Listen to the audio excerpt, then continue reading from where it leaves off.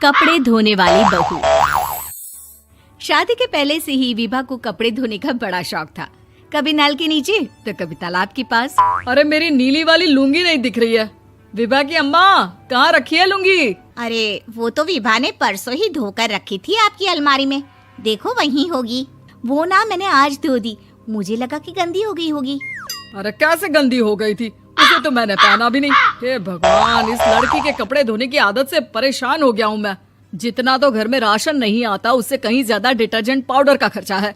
इसकी शादी करवा दो, शादी जाए अपने घर में ही करे काम, फिर चाहे घर के कपड़े धोने हो या पूरे गांव के। हाँ ठीक बोल रही हो, देखता हूँ मैं कोई लड़का। वो दिन भी आ जाता है जब विभा को देखने लड़के वाले आ जाते हैं। लड़की मुझे अच्छी लगी।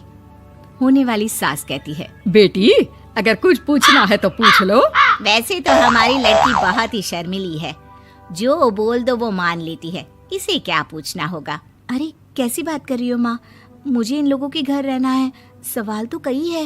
हाँ हाँ बेटा पूछ लो ना, क्या पूछना है। आप लोगों के घर कपड़े कौन धोता है? सास का मुंह बन जाता है। देखो अगर तुम ये कहना चाहती हो कि तुम्हें कपड़े धोने नहीं आते तो सुन लो, कपड़े मैं ही धोती हूँ, लेकिन तुम्हारे आ जाने के बाद मैं रुमाल तक नहीं धोऊंगी। अरे चुप रहना भाग्यवान, बहू बेचारी घर आई नहीं, उसे डराना शुरू कर दिया। वो क्या है ना बिटिया, अभी तक तो ये कल्लू की माँ ही धोती थी, लेकिन अब तुम्हारे पापा तो दहेज में वॉशिंग मशीन देंगे ही। तभी विभा की माँ बोल पड़ती है, सवाल भी पूछा तो क्या। वैसे भाई साहब, मशीन की तो फिर भी कपड़े धोने की कैपेसिटी होती है। मतलब जो बिटिया दे रहे हैं ना विभा, इसे कपड़े धोने का बहुत शौक है।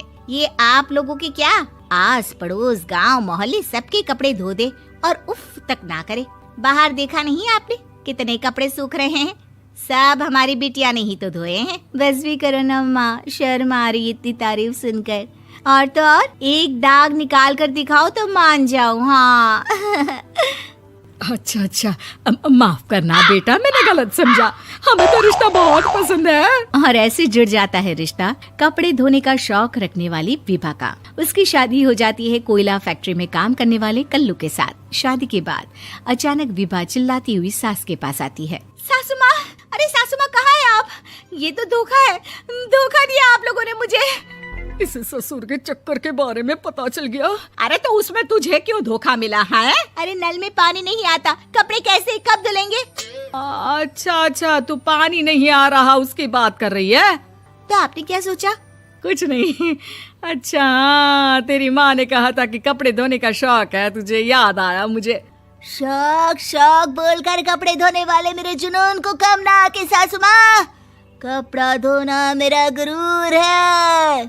तभी पति भी वहाँ आ जाता है। अभी मैंने इसे सनी देओल की फिल्म दिखाई है, उसी के डायलॉग मार रही है माँ। अच्छा सुन, साफ बता रही हूँ, पानी सुबह 4 से 6 और शाम को 10 से 12 आता है, समझी? विभा टाइमिंग सुनकर हैरान हो जाती है। ये क्या भूतों का मोहल्ला है? सुबह 4 बजे उठकर कौन कपड़े धोता है? 4 बजे टंकी में पानी जाता है, फिर सारा दिन धोना ना, किसने मना किया? अरे कैसी बात कर रही हैं? 200 लीटर की टंकी में कितने कपड़े धो लूंगी मैं, सुबह ही उठ जाऊंगी मैं। अब क्या था, विभा सुबह 4 से लेकर रात के 12 बजे तक कपड़े ही धोती रहती। एक रोज सास पड़ोस से निकलकर कहीं जा रही होती है कि साथ वाली कहती है, हाँ कल्लू की माँ, जरा ये बताओ कि 2 साड़ी है, 2 ब्लाउज और एक पेटीकोट और एक नाड़े वाला लंबा कच्छा। हाँ तो? अरे तो क्या, कितना लोगी धुलाई ये बताओ। धोबन दिख रहे हैं हम क्या? हमारे पति सरकारी नौकरी से अभी रिटायर हुए हैं और बेटा सुपरवाइजर है कोयला फैक्ट्री में। धोबन समझ रखा है हमें। हाय रे कल्लू की अम्मा, माफ कर दो, ये तो मोहल्ले में यही सब बता रहे थे कि तुमने बहू को कपड़ा धुलवाने के काम में लगा दिया है। सास को पड़ोसन की बात सुनकर गुस्सा आ जाता है। वो घर पहुंचती है जहां घर के बाहर ही इतने सारे कपड़े सूख रहे होते हैं जितने कि किसी धोबन के घर पर। अरे ओ कल्लू की दुल्हन, बाहर निकल। माँ जी यहीं आ जाओ, बाथरूम में चादर धो रहे हैं हम। अरे अभी हम धोते हैं, तुमको बाहर निकलो। ये आस पड़ोस वाले बोल रहे हैं कि हम बहू से कपड़े धुलवा कर उसे कपड़ा धोने वाली बना दिए हैं। अरे छोड़ो ना माँ जी, किन लोगों की बातों में आती हो?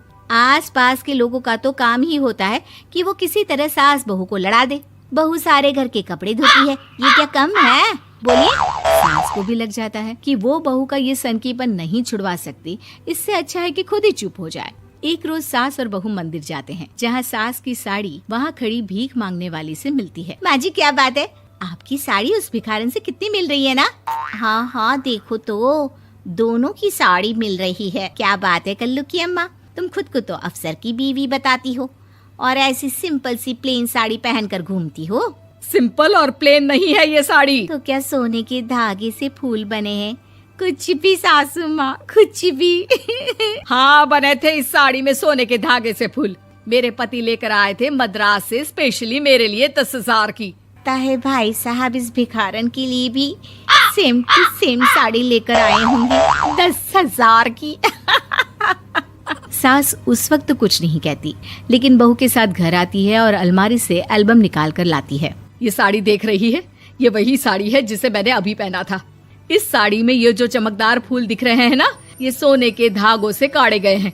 लेकिन तू लोकल वॉशिंग मशीन ब्रश से घिस घिस कर सारे फूलों को निकाल कर साड़ी प्लेन कर दी। मुझे माफ कर दीजिए सासू माँ। और तो और, जब मैंने तुझे तेरी गलती के लिए कुछ नहीं कहा, लेकिन तूने तो सबके सामने मेरा मजाक ही बना दिया। क्यों? बहू को समझ में आ जाता है कि अब से उसका कपड़े धोना बंद।